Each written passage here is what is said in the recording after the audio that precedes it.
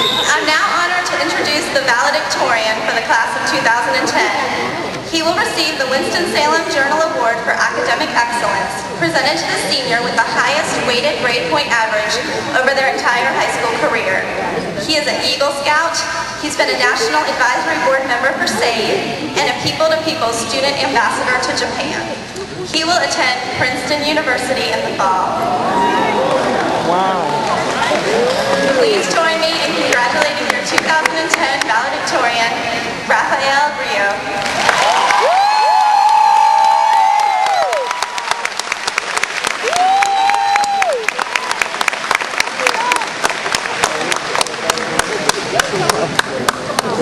Good evening, Parkland class of 2010. I can't believe it. The moment's finally here.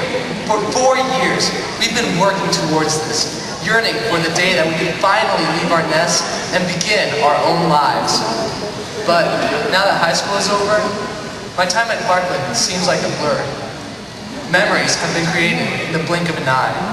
It feels like yesterday that I was walking down the halls of Parkland for the first time, wandering around hopelessly as I tried to find my class, only to experience this again when we got a new building in our school. Who can forget the fun of the senior prank and the not-so-fun cleanup? The suspense felt moments before the homecoming king and queen were announced, or the amusing and mildly disturbing sights of men in skirts cheerleading for the ladies on the field during the powder puff games.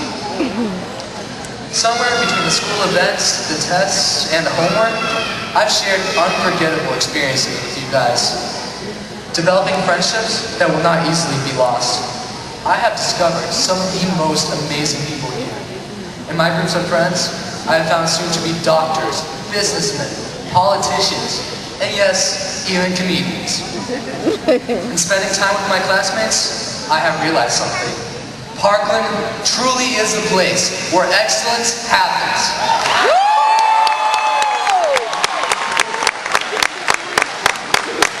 You know, it's difficult to overlook accomplishments like those of the wrestling and track teams, bringing home state medals yet again.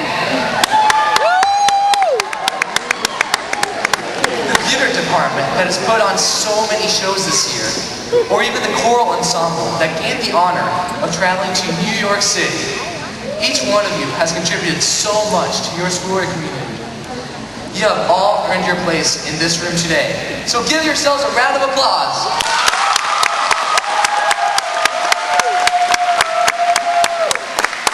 Now, I do have to say one thing. We must share this achievement with some other people in the room. If parents could please stand up.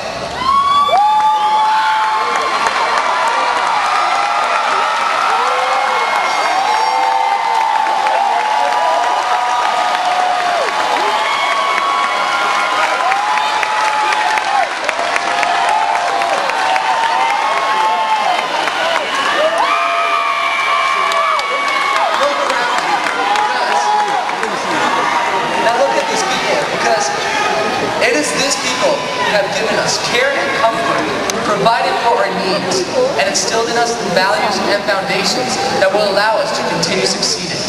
It's nearly impossible to list everything that you guys have done for us. So on behalf of the Parkland class of 2010, let me just say, thank you, parents.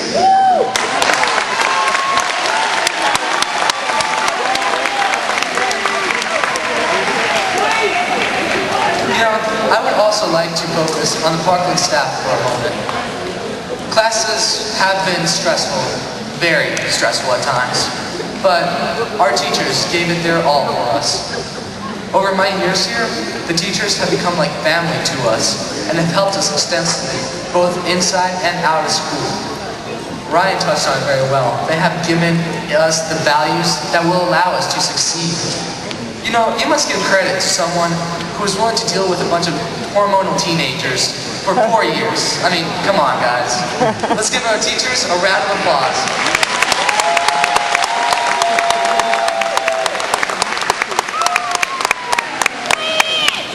You know, in searching for words that best sum up this moment in time, I found inspiration in a somewhat unconventional but all too familiar source. Dr. Seuss. His famous book, Oh, the Places You'll Go. I remember the opening well. Congratulations, today is your day. You're off to great places, you're off and away. You have brains in your head, you have feet in your shoes. You can steer yourself any direction you choose. You're on your own, and you know what you know. And you are the guy or girl who will decide where to go. As we make our first step into adulthood, we will have so many opportunities available to us. We're off to great places, like Dr. Seuss said, and we can steer ourselves in any direction. So many doors will be open to us that as adults entering the real world, we will have the freedom to pursue things such as we never have before. However, as Dr. Seuss warned, we will be on our own, and we decide where we go. There will no longer be authority figures prodding us to continue, providing us with answers and advice, and showing us a path to success. Our drive, our desire to excel, will have to come from within. No one will be there to show us the path to grandeur, so it will be up to us to decide what this path will be. And how can we know which path is the best for us? The only way to discover it is through exploration. As you go on through life, seize every moment you can to explore a new interest, make a new friend, and keep your mind open to new passions and ideas. Explore every door that becomes available to you, and ultimately, you will discover the one that will take you to happiness and greatness. Even in the midst of all these opportunities, we may be discouraged from struggling when faced with adversity, or settle for something that provides comfort. Be wary of falling into the trap of following the road of least resistance. Remember that success is never final, and failure is never fatal. As humans, we have infinite potential, and we must never, never settle for mediocrity, even if it seems like the easy way out. Never let any setback discourage you from your work either. You will never know how far you can go until you try, and it is our duty as human beings to constantly challenge ourselves with new goals. Don't be discouraged from trying something just because it may seem too unrealistic either. As Steve Jobs, founder of Apple, once said, don't let the noise of others drown out your own inner voice. Have the courage to follow your heart and your intuition. Opportunities will abound if you never give up, and you will have the opportunity to explore all of them. Remember, however, the words of the famous author Harvey Mackay. Time is free, but it is priceless. You can't own it, but you can use it. You can't keep it, but you can spend it. Once you've lost it, you can never have it back. Never leave for tomorrow what you can do today. Because before you know it, all the time you could have spent cultivating your path to success will have been wasted. Seize the day. Take control of your life. And if you want to begin something, then do it. Yeah.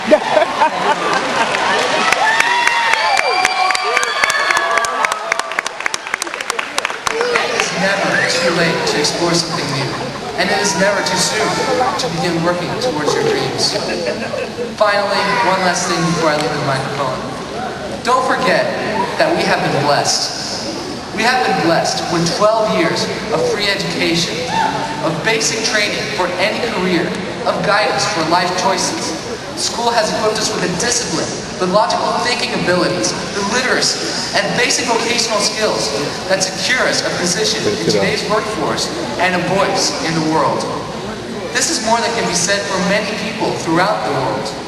And as we leave for college, enter the workforce, or join the military, remember that we have received a great gift, and that we owe it to society to share what we've gained with those who have not had the same opportunities. Reach out for those less fortunate, and use the skills gained in school and in whatever profession you choose to pursue to make an impact for the better. Not only in your lives, but also in that of those around you. It is our responsibility. You know, I have faith in our class, and I know we will make an impact at unprecedented levels.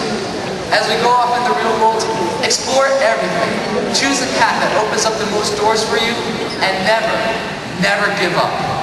Whatever path you choose, know that I am extremely proud of you guys. To bring this speech to a close, all I have to say is, be your name Buxbaum or Bixby or Bray, or Mordecai Alley and Alan O'Shea. You're off to great places. Today is your day. Your mountain is waiting, so get on your way. Congratulations, Parkland class.